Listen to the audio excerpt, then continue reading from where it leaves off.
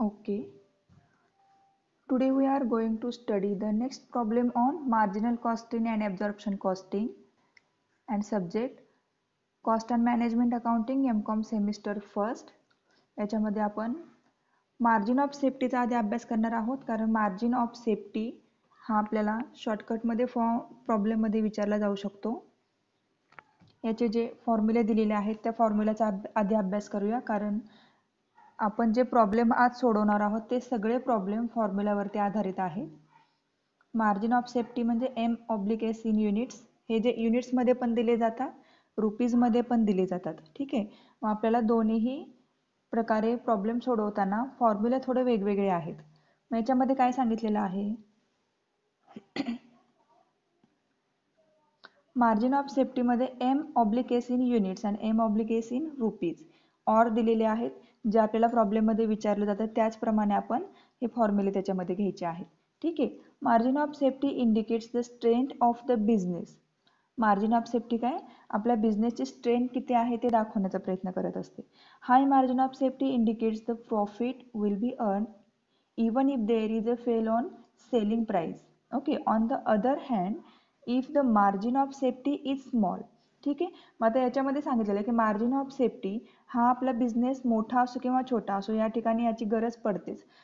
Selling price जरी down झाली किंवा अप झाली तरी आपल्याला या मार्जिनचा उपयोग या ठिकाणी करावा लागतो. A decide is sale value will be the matter of great concern to the management in such as situation. ही जी परिस्थिती सांगितलेली आहे मॅनेजमेंटची जी परिस्थिती आहे ती कोणत्या परिस्थितीमध्ये आपण कोणता फॉर्म्युला यूज करायचा आहे त्याचं इथं थोडक्यात सांगितलेलं आहे. Management may be required to take a follow decision. Management जे काही रिक्वायर्ड्स दिलेले आहेत की ज्यांना काही डिसिजन घ्यावे लागतात ते कोणत्या परिस्थितीमध्ये घ्यावे लागतात ते खाली आपल्याला 4 ऑप्शन दिलेले आहेत पहा. Increases the selling price, selling price increase होईल तेव्हा. Increases the level of activity, कंपनीची ॲक्टिव्हिटीमध्ये सुद्धा वाढ होत असेल त्यावेळेस पण आपल्याला मार्जिन ऑफ सेफ्टीची आवश्यकता पडते. रिड्यूस ऑफ कॉस्ट, रिड्यूस म्हणजे डेप्रिसिएट म्हणजे कमी होणे, किंमत कमी होणे. ठीक आहे. रिड्यूस ऑफ कॉस्ट म्हणजे किंमत कमी होणे. यावेळेस पण आपल्याला मार्जिन ऑफ सेफ्टीची आवश्यकता पडते. And substitute the existing product with more profitable product म्हणजे जास्त प्रॉफिटेबल प्रोडक्टचं उत्पादन करताना आपल्याला या मार्जिन ऑफ सेफ्टीची आवश्यकता पडते.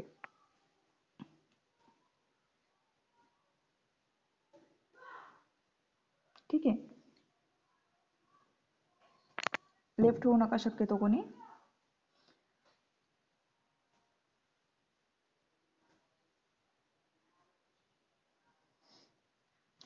मग आता इथे आपल्याला हे 4 ऑप्शन दिलेले आहेत जे आता आपण पाहिलं की selling, increases the selling price, increases the level of activity, reduces cost, substitute the existing product with more profitable product. Margin of safety is also popularly known as MOS. It is the excess of actual sale of production volume over the break-even point. आता खाली आपल्याला formula दिलेले आहेत. By formula margin of safety could be stated as. Margin of सेफ्टीचे फॉर्म्युले दिलेले आहेत. आपण M/Sच्या जागेवरती मार्जिन ऑफ सेफ्टी असं लिहिलं तरी चालू शकतं. इथे फक्त आपण शॉर्टकटमध्ये इथे फॉर्म्युले दिलेले आहेत. त्याचा फॉर्म्युला दिलेला आहे MS इन युनिट्स. ना इथे पहा युनिट्स दिलेले आहेत.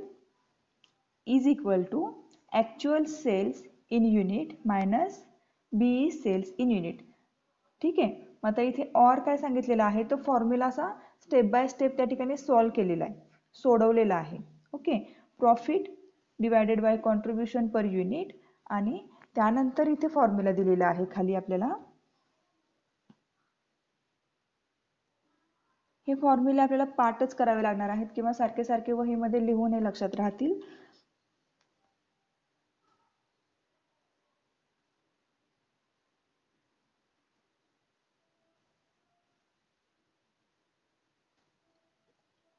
ओके. सेट करायला थोडासा वेळ जातो याच्यामध्ये.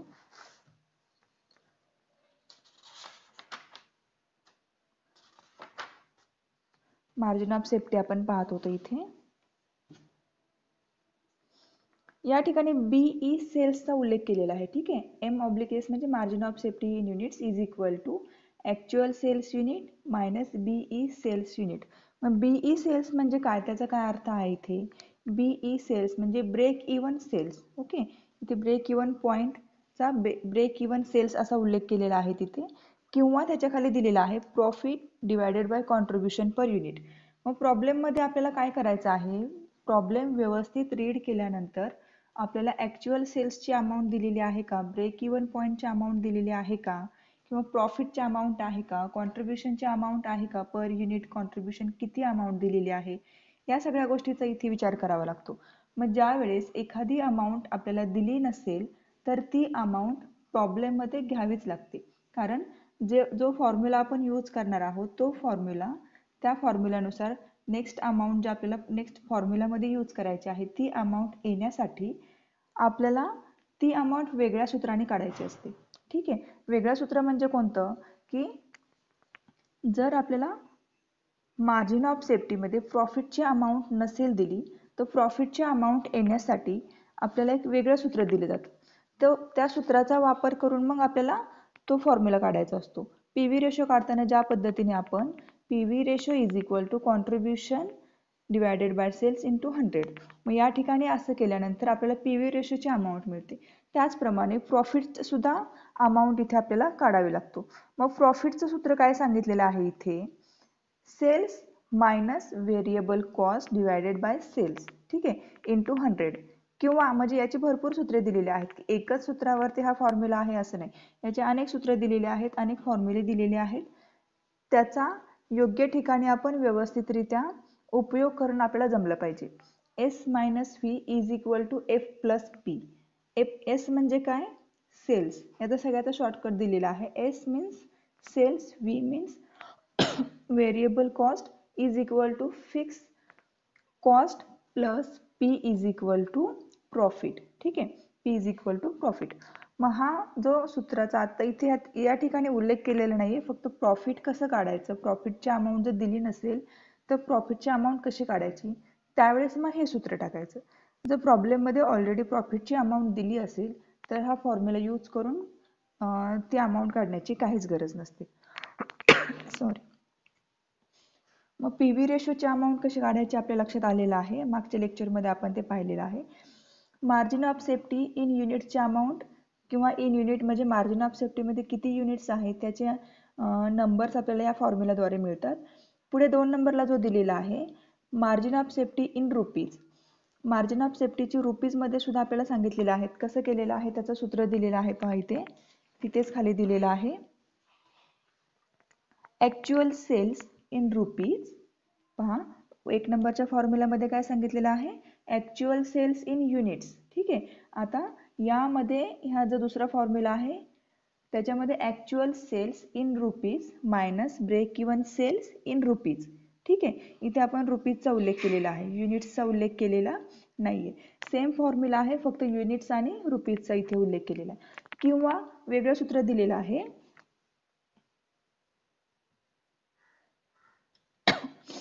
Profit divided by contribution per unit into S P per unit. ठीक आहे, एस पी म्हणजे काय, सेल्स प्राइस. ओके, प्लीज तुमचा व्हॉल्यूम म्यूट करा, व्हॉल्यूम म्यूट करा प्लीज.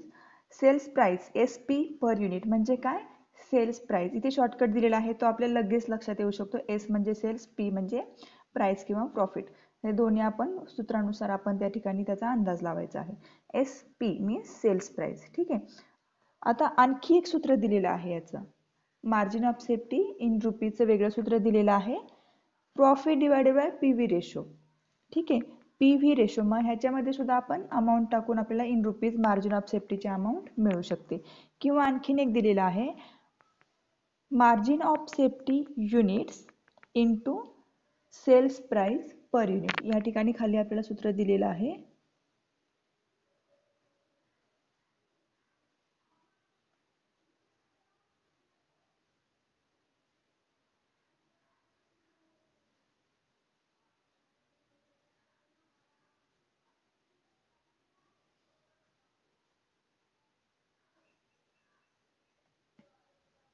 ठीक आहे. या ठिकाणी दिलेलं आहे. सूत्र दिसत नाहीये, पुस्तकात असेल पहा, पेज नंबर 15 वरती पुस्तक असेल तर पहा तुम्ही.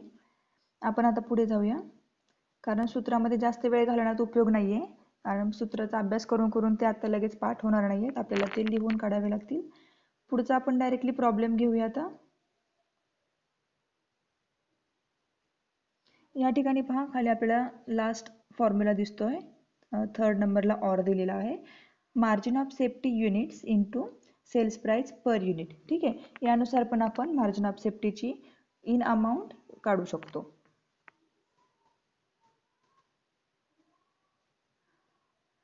इथे आपल्याला ॲक्युरेट व्यवस्थित ते दिसते. आता पुढे जाऊया. 3rd formula, margin of safety in percentage of sales. ठीक आहे, मार्जिन ऑफ सेफ्टी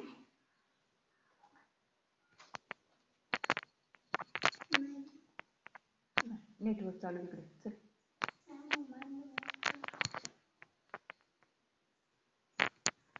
ठीक आहे, इथे तिसरं सूत्र दिलेलं आहे, margin of safety in percentage of sale. मग आता आपण 3 सूत्र पाहिलेली आहेत. कोणती पाहिलेली आहेत? Margin of safety in unit, margin of safety in rupees आणि margin of safety in percentage of sales. मग याचा फॉर्म्युला काय दिलेला आहे? Margin of safety is equal to margin of safety units divided by actual sales unit into 100. ठीक आहे, इथे आपल्याला व्यवस्थित फॉर्म्युला दिसतोय. हा एक फॉर्म्युला दिलेला आहे. इथे पण आपल्याला सेपरेट 3 फॉर्म्युले वेगवेगळे दिलेले आहेत. त्यानंतर दुसरा फॉर्म्युला दिलेला आहे, त्याच पद्धतीने आपल्याला पर्सेंटेज ऑफ सेल्स काढायचे आहेत. Margin of safety rupees divided by actual sales rupees into 100. आणि नेक्स्ट फॉर्म्युला आहे profit divided by total contribution into 100. मग या पद्धतीने आपण margin of safety percentage of sales काढू शकतो. मग इथे आपल्याला एक एक्स्ट्रा इन्फॉर्मेशन काय आहे मार्जिन ऑफ सेफ्टीची.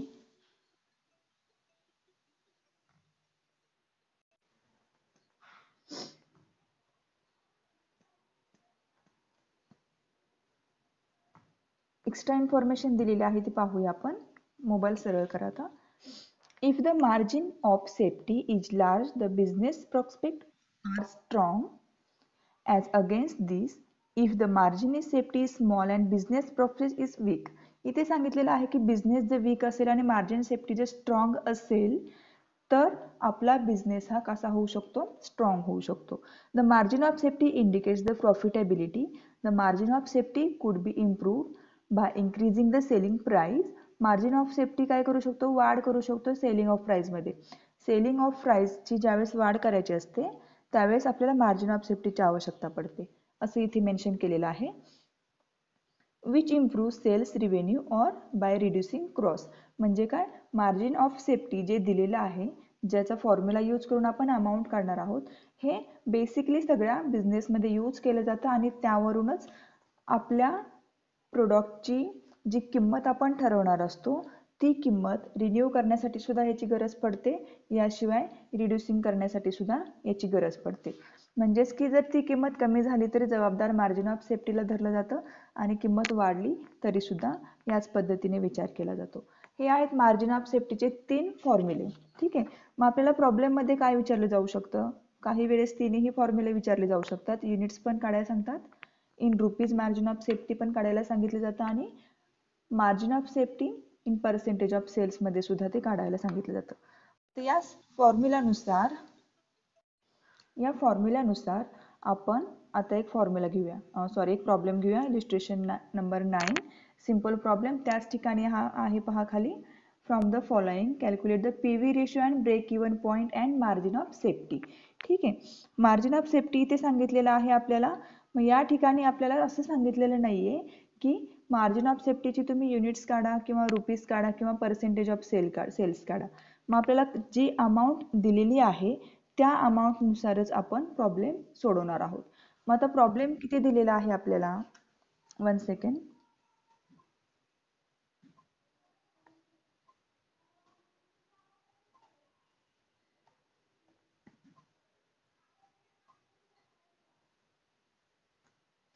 प्रॉब्लेम दिलेला आहे sales from the following calculate P V ratio break even point and margin of safety. ठीक आहे. मग आता इथे काय सांगितलेलं आहे, पुढे इन्फॉर्मेशन दिलेली आहे पर्टिक्युलर आणि अँड रुपीज कॉलम मध्ये. सेल्सची अमाऊंट दिलेली आहे 1 लाख.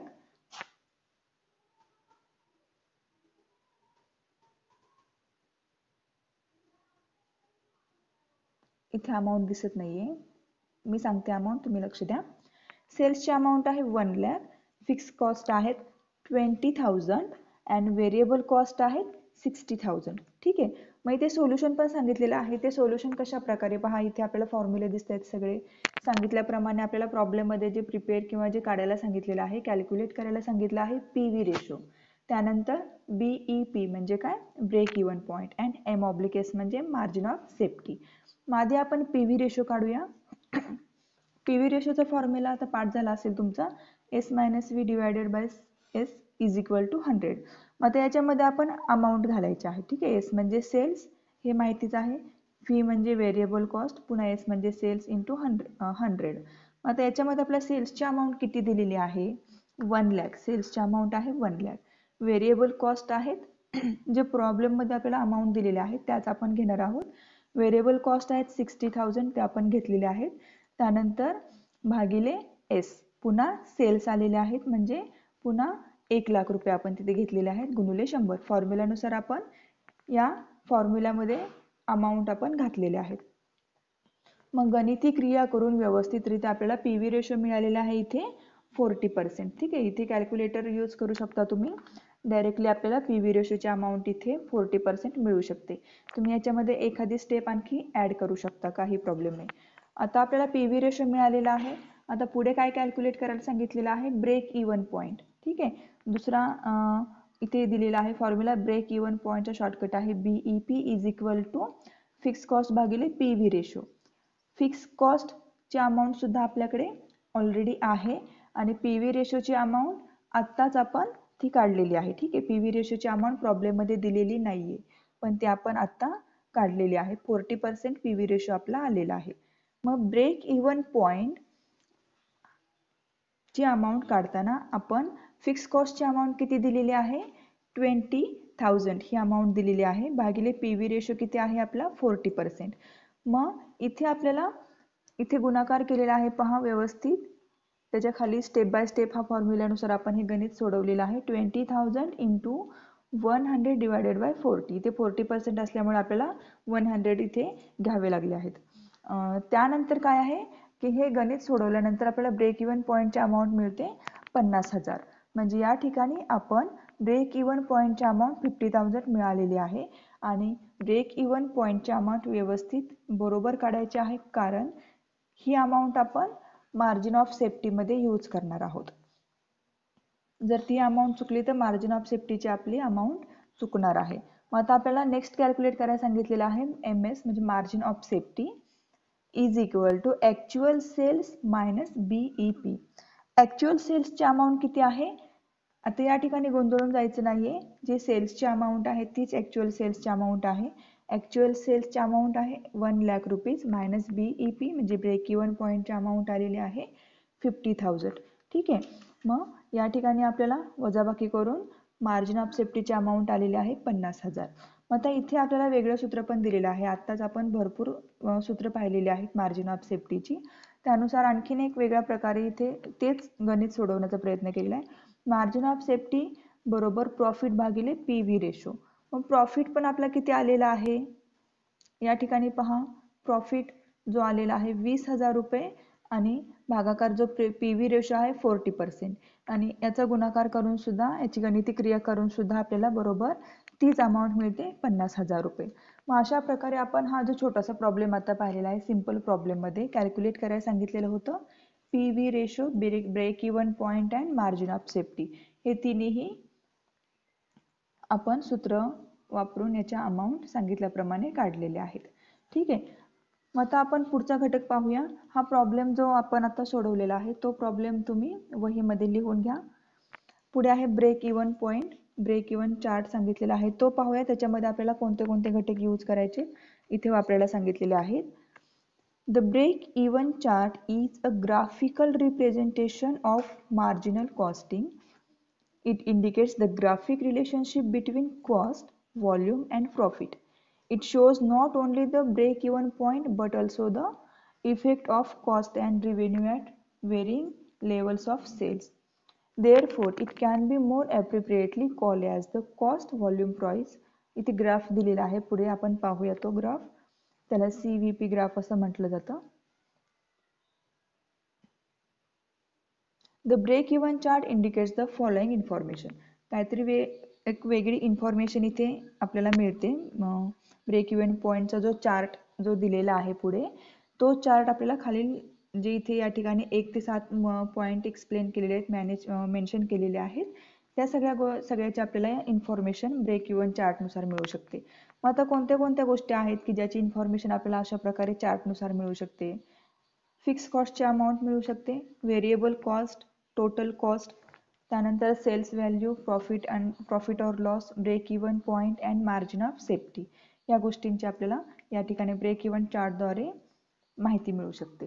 ठीक आहे. मग आता अजम्पशन दिलेले आहेत, ते आपल्याला एवढं काही महत्त्वाचं नाहीये, पण त्याचा अभ्यास करा तुम्ही. आपण त्याच्यामध्ये वेळ नको घालवायला.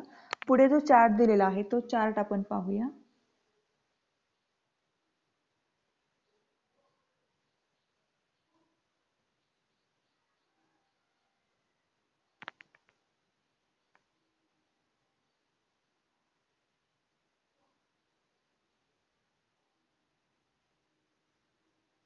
पाहूया 1 सेकंड.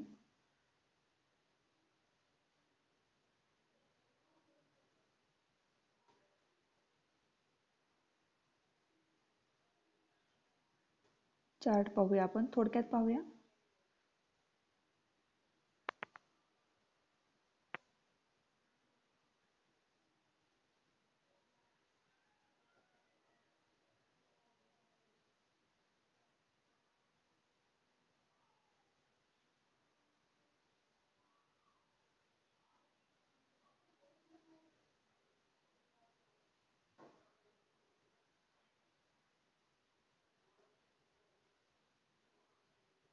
या ठिकाणी पहा, चार्ट दिसतोय व्यवस्थित. A specimen of break-even chart is as given below. इथे जो चार्ट दिलेला आहे, ह्या चार्टनुसार जे आता आपण घटक पाहिलेले आहेत, त्या घटकाची इन्फॉर्मेशन आपल्याला मिळू शकते. ठीक आहे. मोबाईल सरळ करा म्हणजे व्यवस्थित दिसेल. या चार्टमध्ये पहा कोणत्या कोणत्या गोष्टीचा उल्लेख केलेला आहे. प्रोडक्शन आपल्याला XY असेही दिलेले आहेत, जे बाण दिलेले आहेत त्यानुसार आपण पाहणार आहोत. सेल्स लाईन दिलेली आहे, ब्रेक इव्हन पॉईंट दिलेला आहे, प्रॉफिट एरिया दिलेला आहे, टोटल कॉस्ट लाईन दिलेली आहे, व्हेरिएबल कॉस्ट आहे, फिक्स कॉस्ट लाईन आहे, लॉस एरिया आणि फिक्स कॉस्ट. या सगळ्या गोष्टीची इन्फॉर्मेशन आपल्याला ह्या चार्टनुसार मिळते. यामध्ये वेगळं असं काही नाही आहे. Advantages of break even chart आणि disadvantages of break even chart असे दिलेले आहे. अँगल ऑफ इंडिकेट्स पण दिलेले आहेत. हे आपल्याला ऑब्जेक्टिव्हमध्ये विचारलं जाऊ शकतं. त्याच्यामुळे हे तुम्ही नोटबुकमध्ये नोट डाऊन करून घ्या. आपण आता डायरेक्टली पुढचा एक प्रॉब्लेम घेऊया, त्याच्यामध्ये वेळ नको घालवायला. ठीक आहे. Problem number 10. ओके. हा प्रॉब्लेम दिसतोय तुम्हाला व्यवस्थित? क्लिअर दिसत असेल प्रॉब्लेम? आपण तो आता सोडवूया. The following information was extracted from the books of Omega Limited. ठीक आहे. हा पण सिंपल प्रॉब्लेमच आहे. याच्यामध्ये पण सेम तीच इन्फॉर्मेशन दिलेली आहे. आपल्याला पाहूया आता काय काय कॅल्क्युलेट करायला सांगितलेलं आहे. सेल्सची अमाऊंट दिलेली आहे 1 लाख रुपीज, व्हेरिएबल कॉस्ट आहेत 60,000 आणि फिक्स कॉस्ट आहेत 30,000. ठीक आहे. मग याच्यातून आपल्याला find out PV ratio, break even point and margin of safety. Same तोच प्रॉब्लेम आहे, फक्त अमाऊंट वेगळे आहेत. ठीक आहे. आपल्याला त्याच पद्धतीने हा प्रॉब्लेम सोडवायचा आहे. तुम्ही हा प्रॉब्लेम सोडवू शकता, खूप सोपा आहे. तरी पण एक थोड्याशा वेळामध्ये आपण हा प्रॉब्लेम तोंडी सोडवूया. इथं आपल्याला सुरुवातीला सांगितलेलं आहे PV रेशो काढायचा आहे. PV ratio is equal to sales minus variable cost divided by sales into 100. मग आता याच्यामध्ये अमाऊंट घालायचे आहेत. इथे फक्त फॉर्म्युलामध्ये आपल्याला काय केलेलं आहे, आधीच्या प्रॉब्लेममध्ये आपण शॉर्टकट वापरला होता, इथे आपण लॉंग कटनुसार म्हणजे पूर्ण वर्ड घेतलेला आहे. S मायनस व्हीच्या जागेवरती सेल्स मायनस व्हेरिएबल कॉस्ट असे घेतलेलं आहे. तुम्ही प्रॉब्लेम सोडवताना अशा पद्धतीने पूर्ण वर्ड घेतला तरी काही म्हणजे उत्तम आहे, चांगली गोष्ट आहे. तसं केलं तरी चालू शकतं. मग सेल्सची अमाऊंट पाहूया. प्रॉब्लेममध्ये काय दिलेली. हां हां बोला. हॅलो.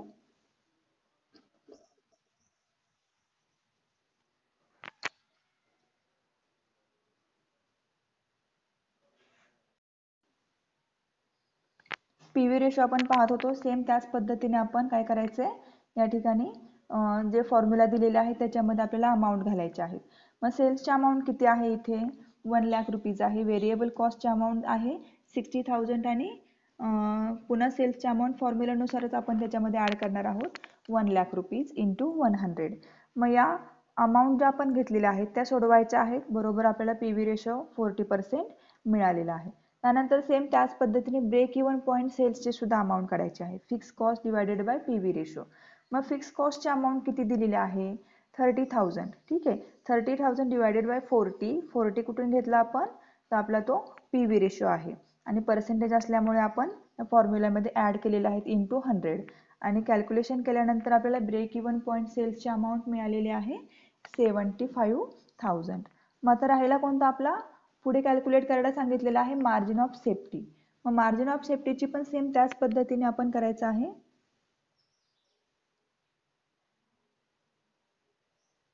या ठिकाणी margin of safety is equal to actual sales minus BEP, break even point sales. Actual सेल्सची अमाऊंट आहे 1 लाख मायनस ब्रेक इव्हन पॉईंटच्या आत्ताच आपण फॉर्म्युलानुसार आपण अमाऊंट काढलेली आहे 25,000 आणि कॅल्क्युलेट केल्यानंतर आपल्याला मार्जिन ऑफ सेफ्टीची अमाऊंट मिळालेली आहे 25,000 आणि त्यानंतर हेच आज फॉर्म्युला दिलेला आहे मार्जिन ऑफ सेफ्टीचा वेगळ्या पद्धतीने.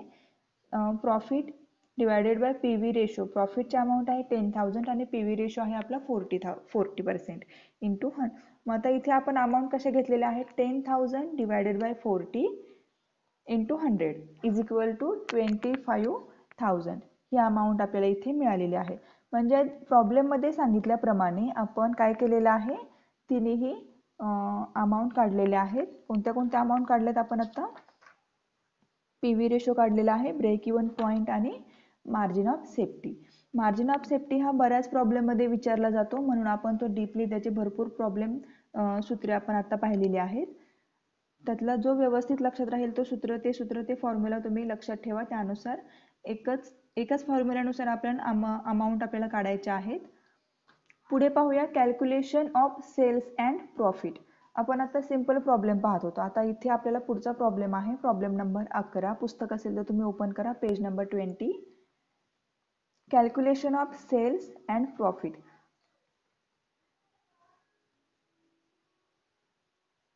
ठीक आहे, इथे प्रॉब्लेम आपण शेअर केलेला आहे.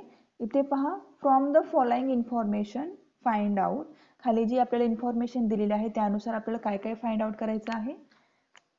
PV रेशो फाइंड करायचा आहे, break even point, profit when sales are ₹1,20,000 and sales require to earn the profit of ₹60,000. ठीक आहे, मग आता इथे आपल्याला एक्स्ट्रा इन्फॉर्मेशन काय दिलेली आहे, fix cost ₹40,000, variable cost ₹2 per unit, estimated sales ₹2 lakh and selling price per unit ₹10. ठीक आहे, हे आपल्याला ॲडिशनल इन्फॉर्मेशन दिलेली आहे.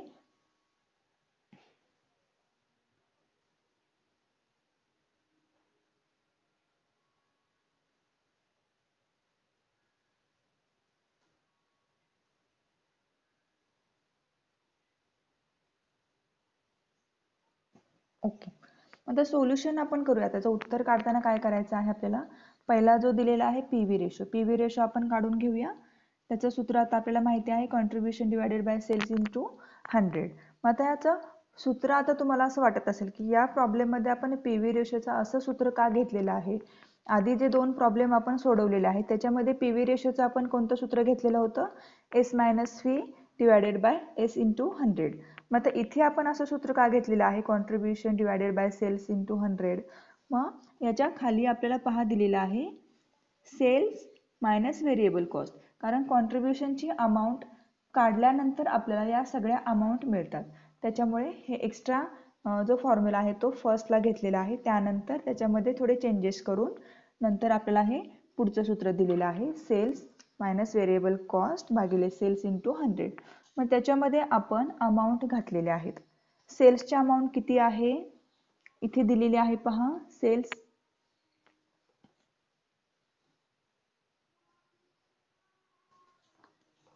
पुस्तक असेल तर पाहू शकता तुम्ही, सेलिंग प्राइस पर युनिट ₹10. ठीक आहे, इथे आपल्याला सेल्सची अमाऊंट मिळालेली आहे. सेल्सची अमाऊंट आपण ₹10 अशी घेतलेली आहे, वजा व्हेरिएबल कॉस्ट. व्हेरिएबल कॉस्टची अमाऊंट दिलेली आहे पहा. व्हेरिएबल कॉस्ट लास्ट लाईनला ₹2 पर युनिट. त्याच्यामुळे आपल्याला व्हेरिएबल कॉस्टची सुद्धा अमाऊंट मिळालेली आहे. पुन्हा भागिले सेल्स, म्हणजे पुन्हा सेल्सची अमाऊंट किती घेतली आपण? ₹10 इंटू 100.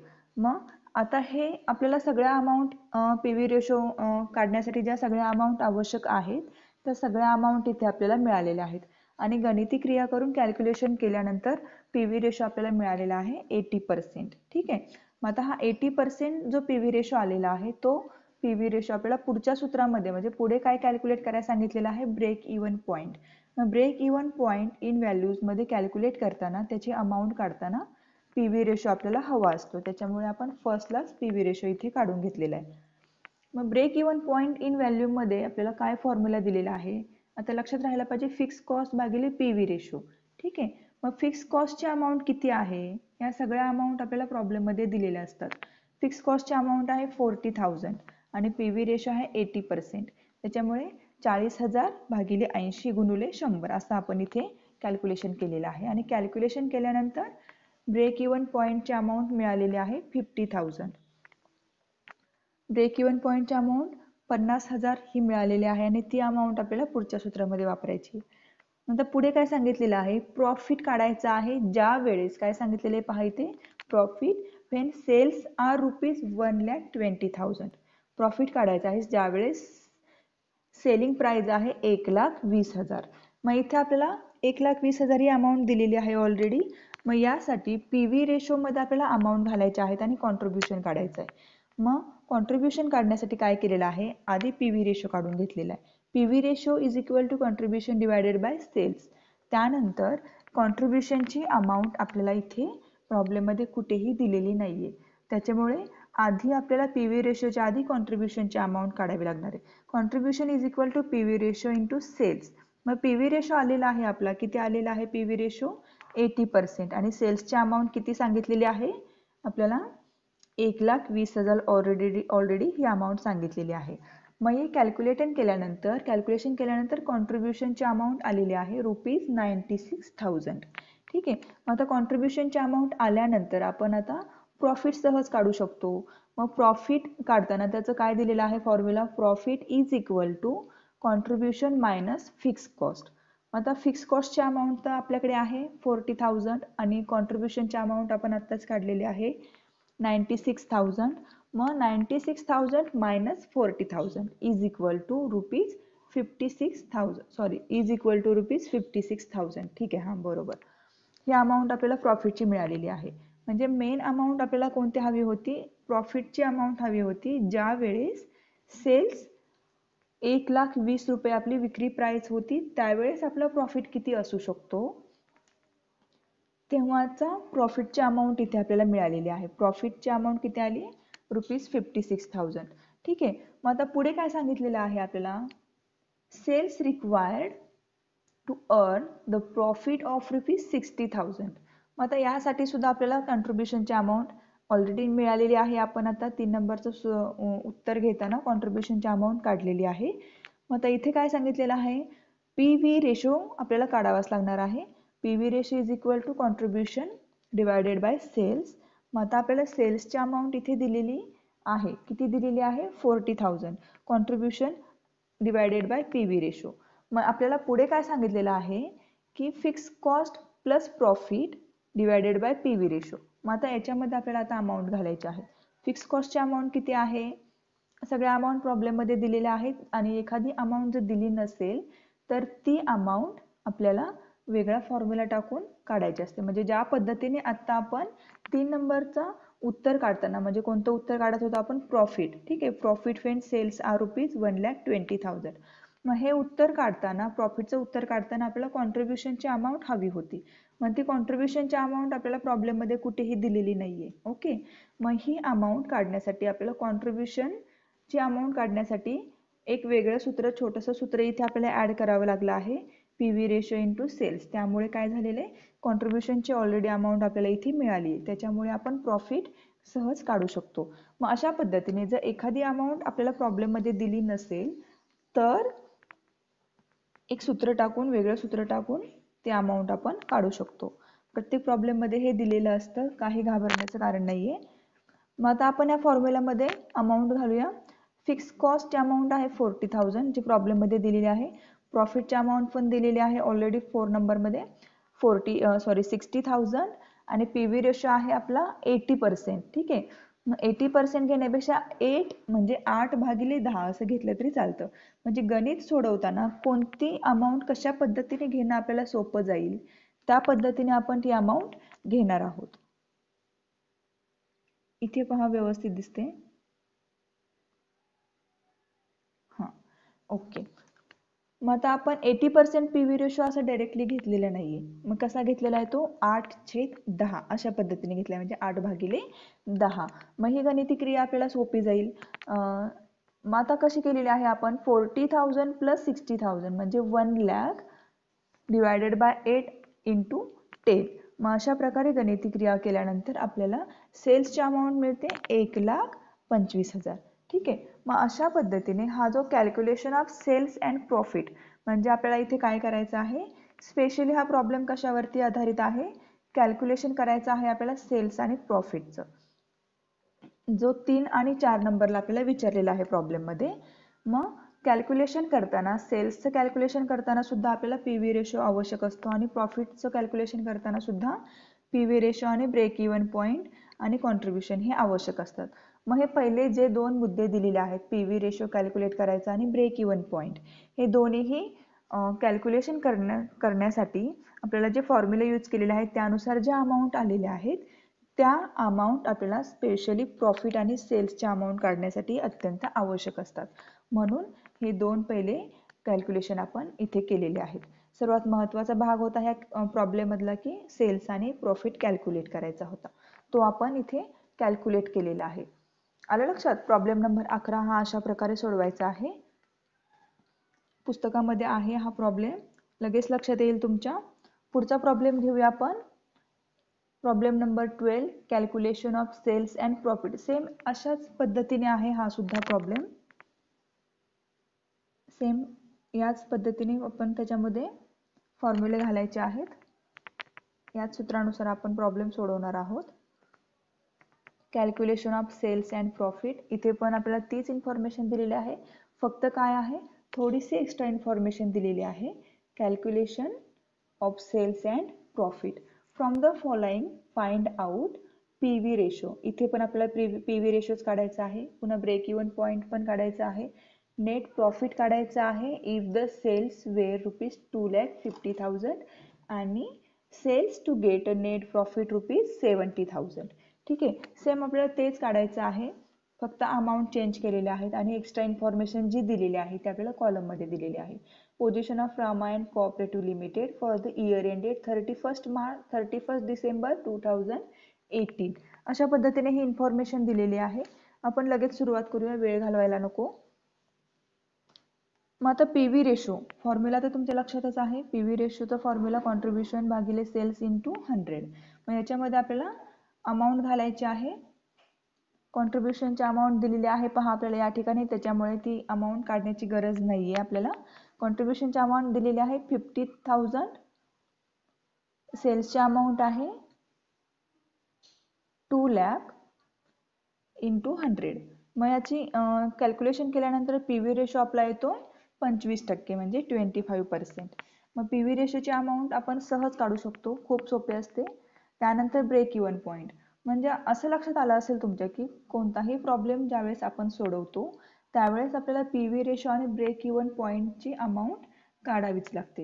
हे कशासाठी काढावं लागतं? कारण की प्रॉफिट आणि सेल्स ज्यावेळेस आपल्याला कॅल्क्युलेट करायला सांगितलं जातं त्यांचा जो फॉर्म्युला आहे, स्पेसिफिक जो फॉर्म्युला आहे त्या फॉर्म्युलामध्ये पीव्ही रेशो आणि ब्रेक इव्हन पॉईंट हे 100% असतातच. त्याच्यामुळे आपल्याला या 2 अमाऊंट ॲक्युरेट आधी काढून घ्याव्या लागतात, त्यानंतर मग प्रॉफिट आणि सेल्सची अमाऊंट आपली ॲक्युरेट येऊ शकते. मग ब्रेक इव्हन पॉईंट आता काढूया आपण. पीव्ही रेशो काढलेला आहे, ब्रेक इव्हन पॉईंट काढूया. त्याचा फॉर्म्युला माहितीच आहे आता तुमच्या, fix cost divide by PV ratio. मग फिक्स कॉस्टची अमाऊंट आहे किती पहा इथे दिलेली आहे फिक्स कॉस्टची अमाऊंट दिलेली आहे 15,000. ठीक आहे, 15,000 दिलेली आहे.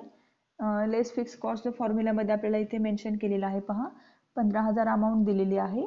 PV रेशो आपला आलेला आहे 25%. त्याच्यामुळे आपण 15,000 भागिले 25 गुणुले 100 अशा प्रकारे इथे आपण या फॉर्म्युल्यामध्ये अमाऊंट घातलेले आहे. आणि आपला ब्रेक इव्हन पॉईंट कॅल्क्युलेट केल्यानंतर आलेला आहे 60,000 रुपये. ओके, मग आता आपल्याला थर्डला काय सांगितलेलं आहे, the net profit if the sales were ₹2,50,000. जर नेट प्रॉफिट आपला सेल्स असेल 2,50,000 तर नेट प्रॉफिट किती असेल. मग तोच सूत्र, तेच फॉर्म्युला जे आता आपण प्रॉब्लेम नंबर 11 मध्ये यूज केलेला आहे त्याचप्रमाणे इथे सोडवलेला आहे. इथे तुम्हाला स्क्रीन शेअर केलेली दिसत नाहीये, इथे मी पेन्सिलने कॅल्क्युलेट केलेलं आहे. पहा, दिसेल तुम्हाला व्हिडिओ शेअर केल्यावरती. सेल्सची अमाऊंट आपण घेतलेली आहे 2,50,000 रुपये आणि आपला PV रेशो आलेला आहे 25%. मग आता तुम्हाला असं वाटत असेल की फॉर्म्युला ज्या पद्धतीने दिलेला आहे त्याच पद्धतीने आपण गणित सोडवायचे आहेत काही. आपल्याला जी अमाऊंट अत्यंत महत्त्वाची आहे किंवा जी महत्त्वाची बरोबर अमाऊंट आहे ती अमाऊंट येण्यासाठी आपण कोणत्याही प्रकारे हा प्रॉब्लेम सोडवू शकतो. म्हणजे स्टेप बाय स्टेप सोडवला तरी चालतो किंवा वेगळ्या पद्धतीने सोडवला तरी चालतो. असे प्रॉब्लेम सोडवण्याच्या खूप पद्धती आहेत, पण जी सोपी पद्धत आहे ती आपल्याला पुस्तकी ज्ञानातून आपल्यापर्यंत पोहोचवण्याचा प्रयत्न केला जातो. मग इथे आपल्याला सेल्सची अमाऊंट काढायची आहे, प्रॉफिटची अमाऊंट काढायची आहे. प्रॉफिट किती असणार आहे, ज्यावेळेस सेल्स प्राइस आहे 2,50,000 रुपये. मग इथे 25% of sales on 2,50,000 is equal to 62,500. मग ही अमाऊंट आली कशी.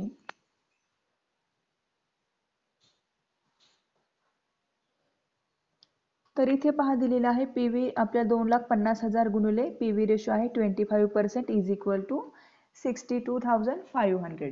ही खूप सिंपल आहे. इथे कॅल्क्युलेशन पेन्सिलने केलेलंच आहे मी, ती लगेच लक्षात येईल तुमच्या. त्यानंतर आपण कॉन्ट्रीब्युशनची अमाऊंट इथे काढायची आहे. Fix cost plus profit. इथे पण काय केलेलं आहे, फिक्स कॉस्टची अमाऊंट आपली आलेली आहे 62,500 आणि प्रॉफिट आहे 15,000. मग प्रॉफिट आपण घेतलेला आहे इथे आलेला आहे आपला 2,50,000 नेट सेल्स असताना 47,500. ओके, मग आता आपले थर्ड जो दिलेला आहे आपल्याला काय सांगितलेला आहे, नेट प्रॉफिट काढायचा आहे. तो आपण इथे काढलेला आहे. नेट प्रॉफिट 47,500 असा आलेला आहे. आणि आता पुढचा शेवटचा सांगितलेला आहे sales to get a net profit ₹70,000. मग ही अमाऊंट काढताना आपल्याला जी फॉर्म्युला दिलेला आहे तो फॉर्म्युल्याच्या आधी आपल्याला हे मेन्शन करणं आवश्यक असतं की sales required to earn a profit of ₹70,000. म्हणजे हे सेल्स आपण कोणत्या अटीवरती काढत आहोत, सेल्सची अमाऊंट आपण कोणत्या कंडिशनवरती काढत आहोत. मग याचं सूत्र दिलेलं आहे fix cost plus desired profit divided by PV ratio. Desired profit म्हणजे कोणता प्रॉफिट, इथे जो आपल्याला ऑलरेडी मेन्शन केलेला आहे, फोर्थ ऑप्शनमध्ये मेन्शन केलेला आहे. ठीक आहे, डिझायर्ड म्हणजे वर्णन केलेला, शब्दशः अर्थ घ्यायचा नाहीये. म्हणजे आपल्याला जो प्रॉफिट त्या लाईनमध्ये दिलेला आहे. ठीक आहे, किती दिलेला आहे आपल्याला 70,000, 70,000 दिलेला आहे. आणि फिक्स कॉस्टची अमाऊंट किती आहे 15,000 ते आपण घेतलेले आहे. आणि PV रेशो आपला आलेला आहे तो माहिती आहे सगळ्यांना 25%. मग हा अमाऊंट या ठिकाणी आपण घेतलेले आहेत त्या अमाऊंटनुसार कॅल्क्युलेशन केल्यानंतर सेल्सची अमाऊंट आपल्याला मिळालेली आहे 3,40,000 रुपये. ठीक आहे, मग अशा प्रकारे आपण इथे कॅल्क्युलेशन केलेलं आहे सेल्स आणि प्रॉफिटचं. मग याच्या पुढचा जो प्रॉब्लेम दिलेला आहे calculation of sales and profit, same त्याच पद्धतीने सोडवायचा आहे. ओके, आता तुमचं जो ऑफलाईन लेक्चर्स असते तर मी तुम्हाला हा होमवर्क दिला असता की तुम्ही हा पुढचा प्रॉब्लेम सोडवून आणा म्हणून, कारण सेम त्याच अमाऊंट फक्त चेंज आहे, बाकी सगळ्या गोष्टी त्याच आहेत. फॉर्म्युला पण आपल्याला तेच यूज करायचे आहेत, त्याच पद्धतीने हा प्रॉब्लेम सोडवायचा आहे. नेक्स्ट लेक्चरला आपण काय करणार आहोत, problem number 14 information for 2 period given. ठीक आहे, इथे 2 पिरियड दिले जातात, आपला पिरियड फर्स्ट आणि पिरियड सेकंड. मग या वेळेस काय होतं की आपल्याला एकाच फॉर्म्युल्यामध्ये दोन्ही पिरियडच्या अमाऊंट घालायच्या असतात. म्हणजेच काय, आतापर्यंत आपण एक एक कॅल्क्युलेशन करत आलो होतो, एका फॉर्म्युल्यासाठी एक कॅल्क्युलेशन. आता एका फॉर्म्युल्यासाठी 2 कॅल्क्युलेशन करायचे आहेत. म्हणजे एका फॉर्म्युला डबल घ्यायचा आहे. त्याच्यामध्ये पहिल्या फॉर्म्युल्यामध्ये पिरियड फर्स्टच्या अमाऊंट टाकून अमाऊंट काढायची आहे आणि पुन्हा त्याच फॉर्म्युल्यामध्ये पिरियड सेकंडच्या अमाऊंट टाकून आपल्याला अमाऊंट काढायची आहे. म्हणजे थोडक्यात काय होणार आहे, एकच फॉर्म्युला दोनदा वापरला जाणार आहे आणि हा प्रॉब्लेम आपला त्या पहिल्या प्रॉब्लेमपेक्षा डबल मोठा होणार आहे. घाबरायचं नाही, अजिबात खूप सोपं आहे. फक्त ज्या अमाऊंट दिलेल्या आहेत त्या अमाऊंट आपण घ्यायच्या आणि कॅल्क्युलेशन करून त्याच्या अमाऊंट आपल्याला काढायच्या आहेत. मग हा जो प्रॉब्लेम नंबर 14 जो दिलेला आहे, इन्फॉर्मेशन फॉर 2 पिरियड गिवन,